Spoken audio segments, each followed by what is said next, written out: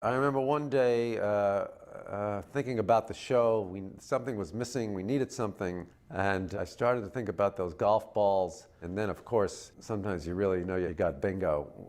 The idea of the golf ball and the blowhole and bringing those two stories together. The night before we shot, we wrote that whole long fish story for Jason. And we were so excited. That was one of our rare late-night rewrites. We really did very little of that.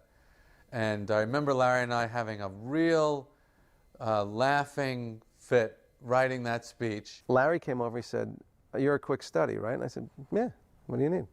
He said, "I got an idea. Can you handle like a page monologue?" I said, "Yeah, probably, sure."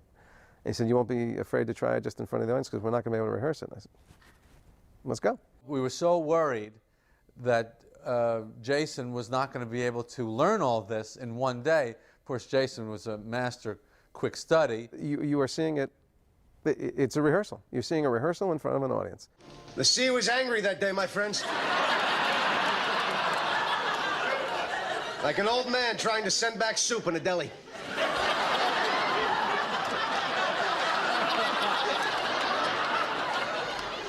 I got about 50 feet out, and suddenly, the great beast appeared before me. I tell you, he was 10 stories high if he was a foot.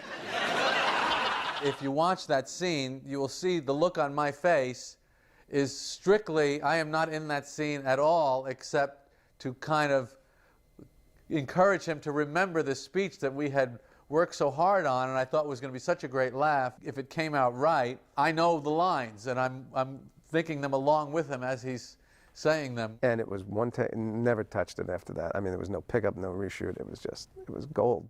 As I watched him struggling, I realized that something was obstructing its breathing. From where I was standing, I could see directly into the eye of the great fish. Mammal. Whatever. Hey, what did you do next? Well, then, from out of nowhere, a huge tidal wave lifted me, tossed me like a cork, and I found myself right on top of him, face to face with the blowhole. I could barely see from the waves crashing down upon me, but I knew something was there. So I reached my hand in, felt around, and pulled out the obstruction.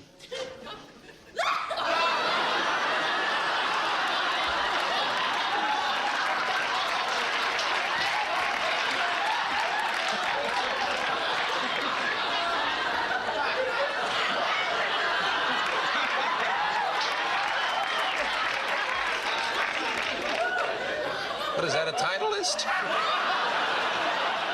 I'm telling you, like a wall, like getting hit by a truck is how that laugh came pouring in. Not only was that one of the biggest laughs in the history of the show, if not the biggest, but it was the great gesture of being able to pull it out. You can only do something like that if it's at the end of a show. You couldn't do that as an act break because nobody believes it. But as a big joke to end the show, where you don't have to do anything after, because that's the end of the show, you can get away with it. And I put my hand in, and he pulls up a golf ball. That is one of my favorite, perfect moments. That, along with Terry Hatcher, and they're spectacular, and Julia, and they're all laid out for you, being great exit. We didn't have that many of those things that are really just that capper.